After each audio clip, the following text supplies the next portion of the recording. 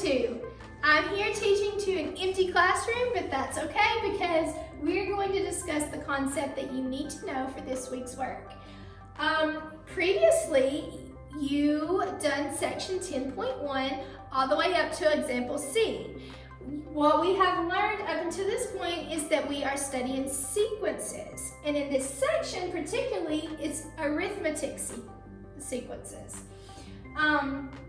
And what is a sequence? A sequence is kind of like a pattern of numbers, but you have to figure out what's been doing to the previous number to find the next number. Let's look at the definition in your book. An arithmetic sequence is a special type of sequence in which a constant is added to each term to generate the next term. A key definition that you want to make note of in your notes is common difference. You have to know the common difference between the first number and the second number in order to finish the sequence. And the way that we do that is this. If you look at 10.1 example D, it says determine the next step of the arithmetic sequence, and then it gives you a list of numbers. The numbers your books give you is 7, 4, 1, -2, and -5. This is the sequence that you're given. The first step into determining a next term or an if term, which we talked about in the previous section, is we have to find out what's going on between the first two numbers. Now, the way that you find the common difference,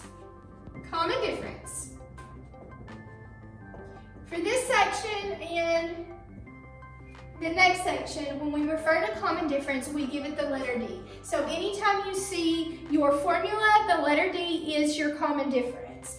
So how do you find the common difference? Well, your book says this. You have to subtract the second term from the first term to find the common difference. So, it seems a little backwards. You can clearly look at this sequence and tell that you're going down 3 each time. But it's important that you understand to find the common difference, you're going to take the second term and subtract the first term to find the difference. Now, if you struggle with your integer rules, just look at the pattern and you'll get the same answer. Check to see that it makes sense. So we know when we're subtracting integers that we have to change the subtraction sign to a positive and then change the sign of any number that follows it. Now this is an extra step. You do not have to do that if you can clearly look and see, oh, well the common difference is -3. Now, the second part of the question says, determine the next term of the arithmetic sequence. Now, to determine the next term, you're going to add the common difference to the very last number of the sequence. Now, if your common difference is a negative number, you might be confused by the word add, but it does not change anything. Watch. -5 plus, because it tells us to add, -3 is what? -8. So the next term in my sequence is -8, and my common difference is -3. Now, if you're confused on your integer rules at all, you can always go back to your sequence to see if it makes sense. If you were to mess up on your signs, your pattern or your sequence would not make sense at all. So our next term is -8. So the next thing that we're going to do is look at example 10.1e. If you look in your book, it says find the fifth term of the arithmetic sequence in which the first term is 3 and the common difference is 6. Now, in order to fully understand what you need to do for this example, you have to read the section above example 10.1e. And it tells us that we are going to use this formula. The formula tells us how to solve for the nth term. So our formula that we are going to use is an equals a1 plus n minus 1 and then times d. Now, before we start, you have to understand what each of these mean because you're simply just going to plug in the numbers and solve for whatever term that it's asking you for. Now, A1 is first term. Okay? Your first term. That's the very first term of your sequence. In your problem, in this situation, in example 10.1e, it tells us what our first term is, and that is 3. But let's first of all make sure we know what to plug in for each of these letters so that we can solve the problem. Yes, N is the desired term. What is the desired term?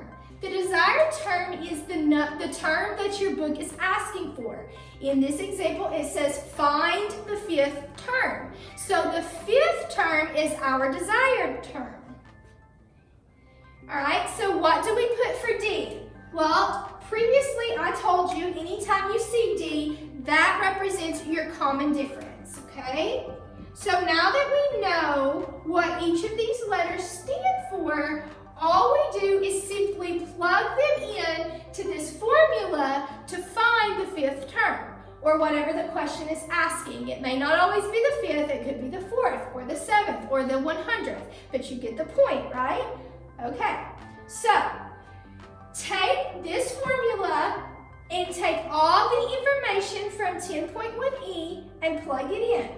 So it tells us in 10.1e, it asks us to find the 5th term. So that's our desired term, 5. We're just going to make a note of what it says, in which the first term is 3. So A1, first term, equals 3. Got it. Okay. Then it says, and the common difference is 6. So D equals 6. Now, I have all the information that I need. I have the first term, I have N, and I also have my common difference. All I'm going to do is take the numbers the example gives me, and I'm going to plug it into this formula to find the 5th term of the sequence, okay?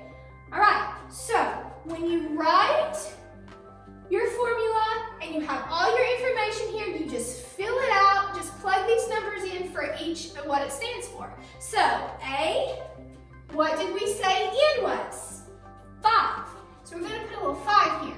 Now that is all we do with that little 5, because that is the term that it's asking for. We don't do anything else with it right now, okay? A1, what is A1? A1 is 3. So go ahead and plug in 3 for A1 into your formula. Go ahead and put your plus sign, your parenthesis, N. What did we say N is? N is 5. So we're going to put the big 5 right there. And we're going to use that 5.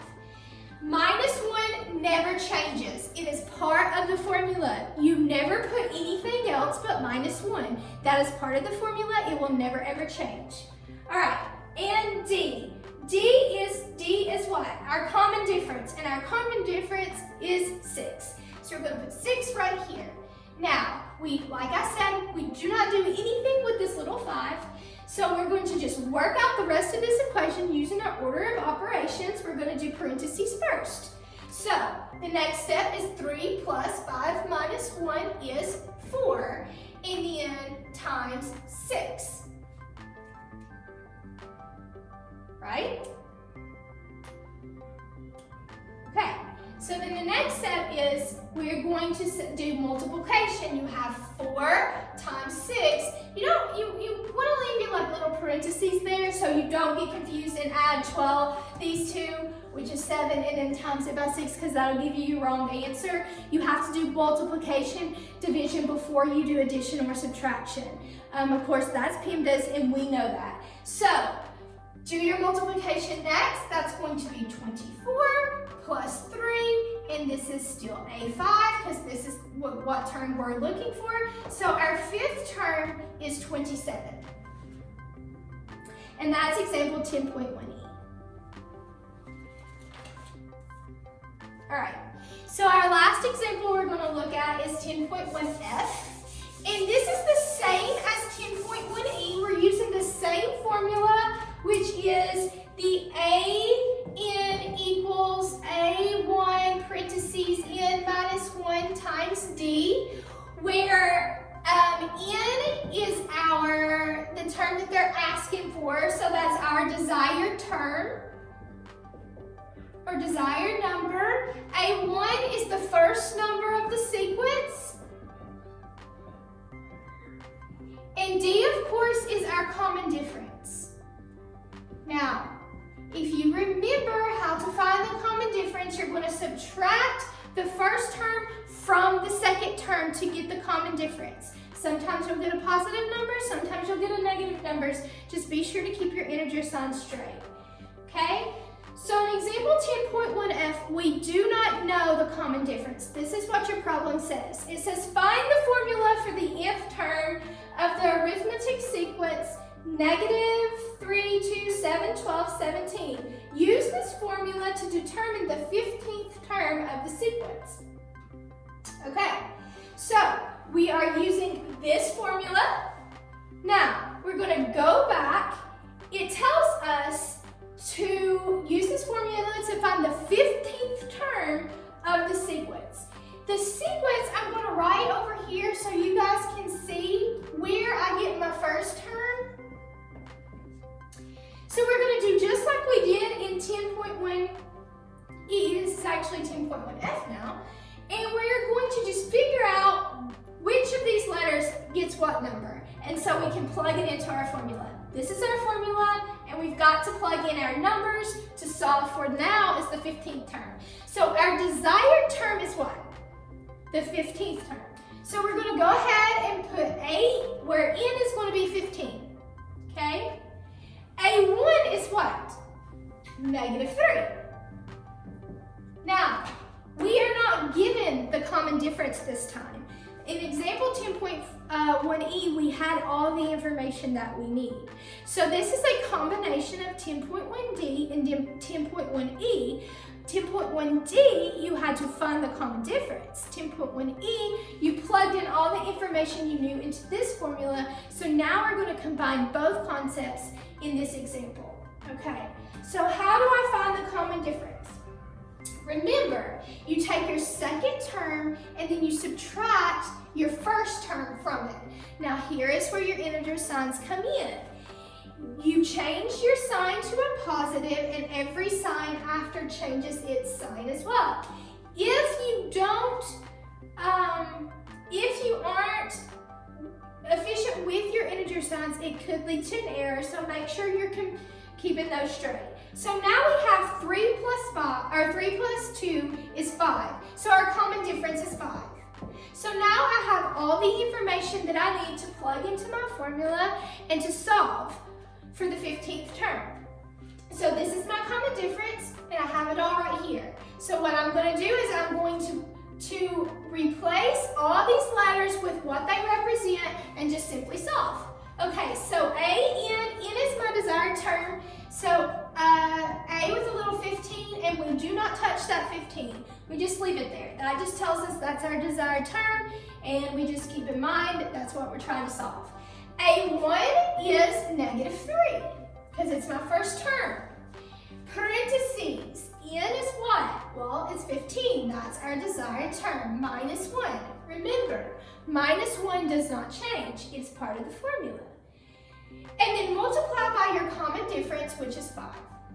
Now, same thing is in example 10.1e. We're going to use orders of operations and PEMDAS to solve for our 15th term. So, I'm going to go ahead and I'm going to say -3, A to the 15th term, -3. I'm going to do inside of my parentheses, and that is going to be 14 times 5. Now, the next step in PEMDAS is multiplication. So we're just following PEMDAS. So now we're going to multiply 5 times 14, which is 70. And then go ahead and subtract that 3, and your answer is going to be 67.